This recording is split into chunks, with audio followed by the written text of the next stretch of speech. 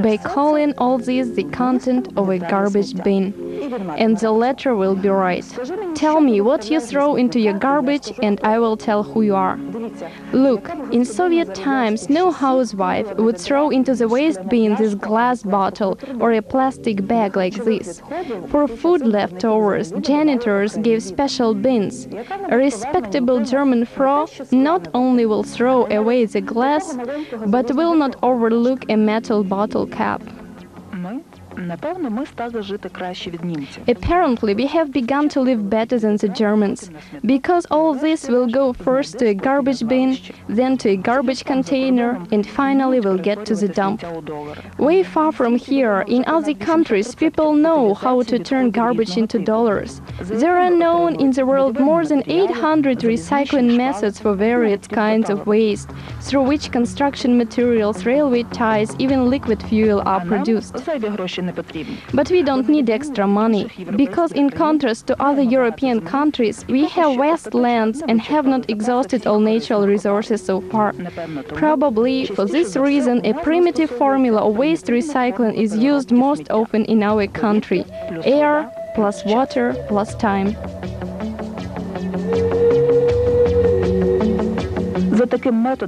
Through this method, instead of construction materials and liquid fuel, we have a stinging odor and an increase in the number of rats, spreaders of such dangerous infections as leptospirosis, cholera and plague, etc. But what is most horrendous is the water resources are poisoned, because water and snow get to waste dumps.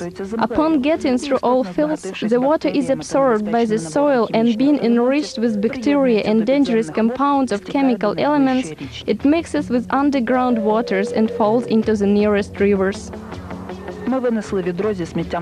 We carry a bucket full of garbage away from the household and forget about it, but soon it will come back as a contaminated water from the tap, presenting a real threat to everyone's life. Because humans' health condition 60% depend on the quality of potable water. Nowadays, a lot of Ukrainians travel abroad to have leisure and treatment at environmentally safe resorts.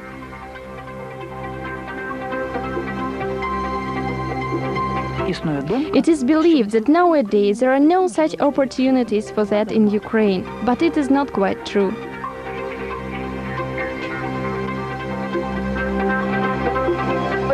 What a wonderful time one may have here, 10 kilometers away from a large industrial city, and one cannot beat an impression that it is somewhere at a resort located in the Carpathian Mountains.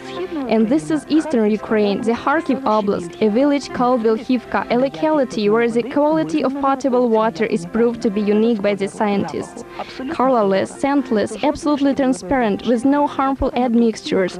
This is the kind of water which is in the wells owned by the local inhabitants, in the water reservoirs in the Rohanka River. Water in more than half of Ukrainian rivers is not suitable for use, and only 2% of them are living water suppliers.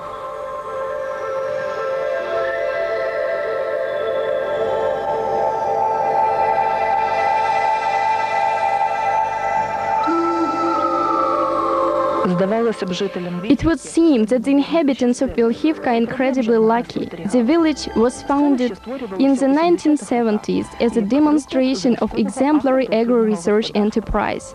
Under the All-Union Population Resettlement Program, people from many Soviet republics came to this village. Mostly, they came from regions which had problems with supplies of potable water. Many people came to Vilhivka later, fleeing from Chernobyl disaster, and they were welcomed by this gracious land. But all of a sudden an order from above came. Here will be a dump. How? Why? Because it is cheap. First, it is not far from the city, and secondly, the landscape around Vilhivka is suitable. The Lavrova Gorge is of the right size necessary to accommodate a new dump. The old dump in the village of Derchachi has been full for a long time already. The gorge, which could simply accommodate a small city block of 16-storied apartment buildings, is brimful with waste. So industrial managers decide there should be a new dump, and this decision is made without listening to the sentiments of environmental topic or taking into account environmental issues and paying almost no attention to the local population opinion. It hurt also that a meeting with a representative of regional authorities, someone said, "We still have a lot of places like this one in Ukraine." You know how that hurts to listen to this, because people somehow go a civilized way. They construct somehow without harm to the human. Things didn't work out to count on a civilized way. It was decided to supply needs of 1 million population city at the expense of 3,000 inhabitants of 1,000 inhabitants. And deprived them not only of dear to heart landscapes, but of the most valuable thing they possess, the pure water, as the Lavrova Gorge is the floodlands of the Rohanka River. I'm a fisherman. All my life, in winter and summer, I go fishing. I catch wonderful fish. I swim in this river.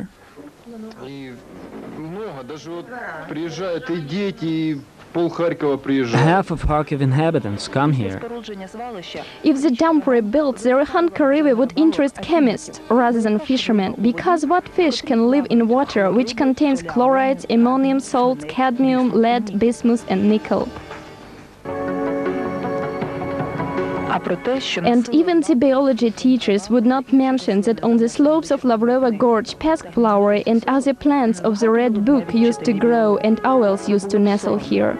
Because it would be shameful we had failed to preserve this piece of our native land. Not at once the Vilhivka villagers realized the danger they faced. Local inhabitants said, once the authorities said so, once they invested money, once they paved a road to the gorge, that meant there would be a dump. After people had found out that after the building of a solid household waste dump, it would not be possible to use water from the wells even for watering vegetables, they understood that either they would fight against the arbitrariness of the oblast authorities or they would face the fate of migrants. The local functionaries resorted to the tactics of ignoring public opinion, and while people held meetings and gathered arguments against construction of the dump, determined violations committed during the allocation of the land plot, the construction of a road was going in the open fields to spend the future dump. However, the local inhabitants were not going to give up, and from emotions they got down to business. For the 3 years they had acquired not only sufficient experience of dealing with various institutions, but had obtained formal evidence that construction of the dump of the village Vilhivka was carried out in violation of water and land law. According to the Water Code of Ukraine, adopted in 1995, it is prohibited to construct facilities similar to in the floodlands of rivers. And the following session of the village Rada made at last a decision that in case if construction of the dump is not stopped, they would picket the Oblast Rada, and if there is a threat of destruction of the gorge, they would put up a live barrier to block the traffic of construction machines and equipment. Almost every day they said on TV, there will be a dump, there will be a dump. Kids kept coming to us, oh, we heard there would be a dump, and we said to them, kids, calm down, we keep fighting and we do it by legal means. We demanded to hold the first picket to get some publicity in Kharkiv, and we went there, gathered in frosty weather on the 9th of January, 50 people with slogans. And interesting slogan was written saying, "The village feeds the city, and you want to poison us. What shall you eat then?" None of the regional authorities came, but municipal authorities did, and after that media began to pay attention to us.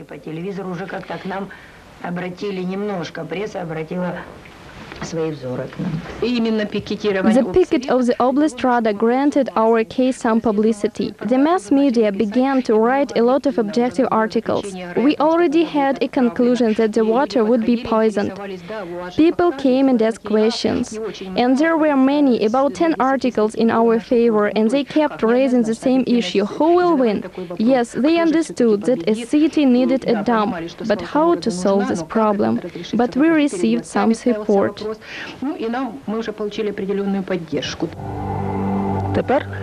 Now the inhabitants of Vilhivka are not going to give up in any way. It is strange that their efforts are not mentioned in manuals on modern Ukrainian history, because it was in the village of Vilhivka that the first local referendum in Ukraine was held on 25th of February 1996.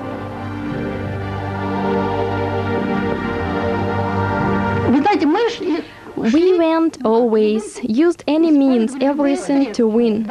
And one of these ways was the referendum. Besides, we hoped that it would help us win on legitimate grounds, because it is a law. The decision of a referendum is a local law.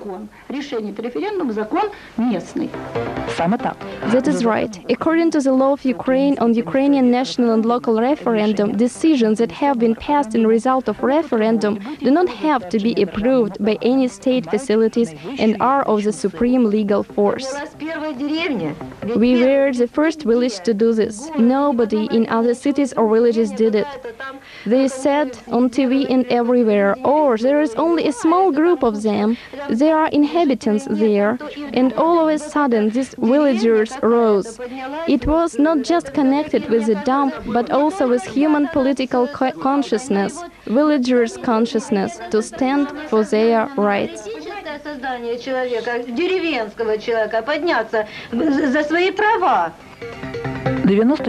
94% of Vilhivka's inhabitants voted against the construction of the dump, but it seems that reporters were more interested in the decision of the Vilhivka referendum than the Oblast Rada. Because in this case, bureaucrats completely ignored the people's opinion, even when they entered into legal force, being embodied in the decision of the local referendum.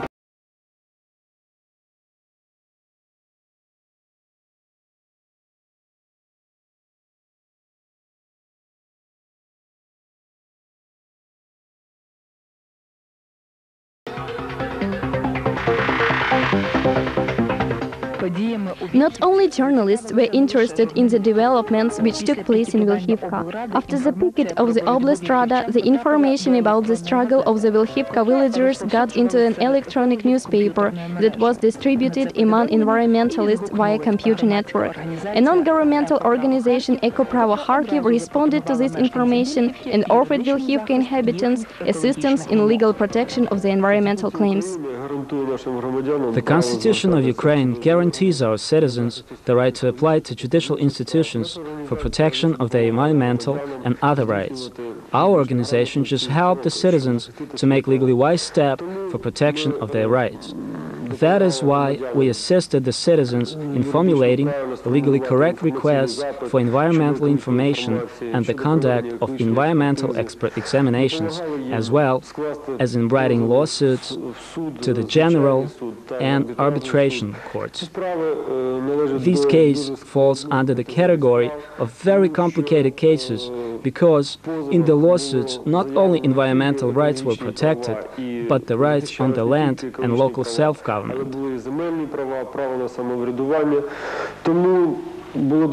That's why a lot of effort had been put to properly represent the citizens in the court facilities.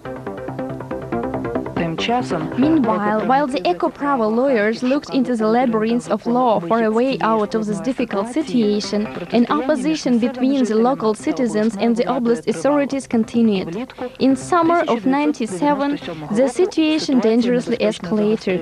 The road to the dump was finished, and machinery and equipment were brought in to proceed with the work in the Lavrova Gorge itself. In response to that, the inhabitants of Vilhivka did what they had to promise to do. They put up a live barrier to the tractors. We were afraid that they would send in a riot squad immediately, a club or a staff, and all our courage would ooze away. But we knew that we had a lot of factual supporting evidence that was technically arranged. We have reasons to assert that we observed the law. We have many volumes, probably 23 decisions of the village Rada banning the construction. There are decisions to hold a picket and to put up a life covering force. All reasons. Old women with icons went onto the road and we silently stood behind them. When the oblast authorities understood that they could neither intimidate nor force the Vilhivka villagers to give up the struggle, a deputy chairman of the oblast state administration visited the village. He asked a specific question: who are you? What right do you have? I don't know. Somehow I stood up and said,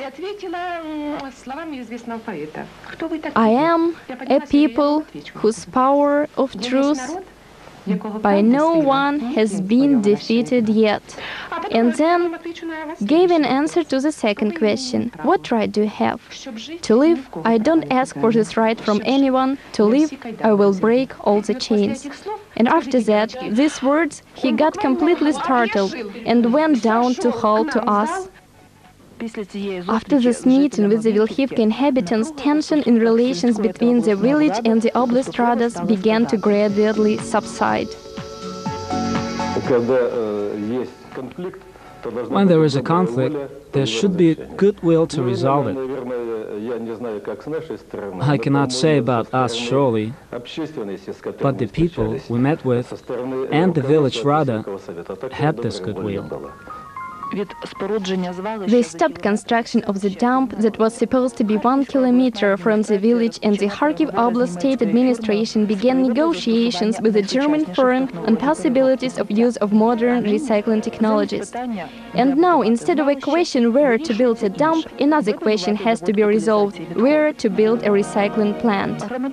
Individuals represent their own interests. Authorities are responsible for decision-making and, in their turn, represent the interests of society as a whole, and therefore not always take into account individual demands. A dot over I in this case was put by the court, the only state institution which should and is capable of resolving disputes like the one we have described.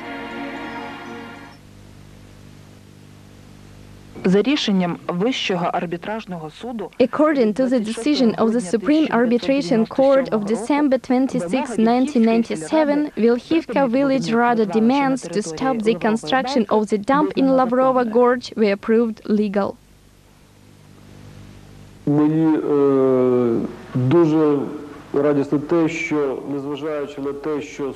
As a specialist, I feel glad that despite the initial dismissal of the lawsuit by the lower court, the president of the Supreme Arbitration Court protested against such a judgment, and the Vilhivka village Rada won the litigation.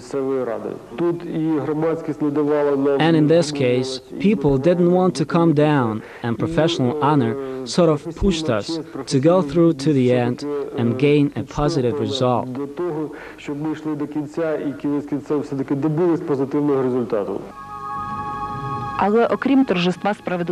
In addition to the triumph of justice for the Vilhivka villagers and professional self-assertion of the representatives of the Ukrainian advocacy, the story has one more highly